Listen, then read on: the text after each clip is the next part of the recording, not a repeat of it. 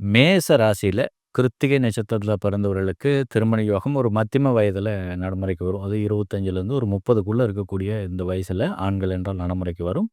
பெண்கள் என்றால் ஒரு 20லேருந்து 23 வயசுக்குள்ள இருக்கக்கூடிய அந்த காலகட்டத்தில திருமண யோகம் நிச்சயமாக நடைமுறைக்கு வரும். இவங்களுக்கு திருமணத்திலயும் ஒண்ணும் பெரிய தடை தாமதங்கள்லாம் இருக்காது. ஆனா கணவன் மனைவி உறவு நிலையில சில கருத்து வேறுபாடுகளோ, ஒரு முரண்பட்ட கருத்துக்களையோ சந்தித்துக் கொள்ளக்கூடிய ஒரு சூழ்நிலை உருவாக்கினாலுமே கூட இவர்களுடைய திருமண வாழ்க்கை என்பது ஒரு சரியான நேர்கோட்டில தான் செல்லும் அப்படிங்கிறது தான் எதார்த்தமான உண்மை நிலை.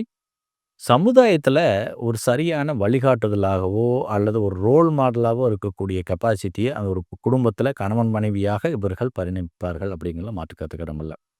குழந்தை பாக்கியம் அப்படின்னு போயிட்டோம்னாவே, எடுத்தோனமே இவங்களுக்கு ஆண் வாரிசு நிச்சயமாக உண்டு.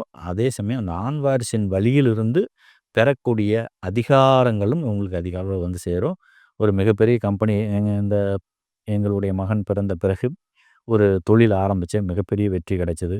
ஒரு இடம் வாங்கினேன், வீடு வாங்கினேன், சொத்து வாங்கினேன், கார், வண்டி, வாகனம், வசதி வாய்ப்பெல்லாம் மிகப்பெரிய அளவுல அனுபவிச்சேன் அப்படிங்கிற ஒரு நிலை வந்து இந்த மேச ராசியில கிருத்திகை நட்சத்திரத்தை சார்ந்த அன்பர்களுக்கு நிச்சயமாக இருக்கும் அப்படிங்கிறது எதார்த்தமான உண்மை நிலை. ஸோ குழந்தை பாக்கியமும், திருமண யோகமும் இவர்களுக்கு மேம்பட்ட ராஜயோக பலன்களையே தான் தருது அப்படிங்கிறது தான் எதார்த்தமான நிலை.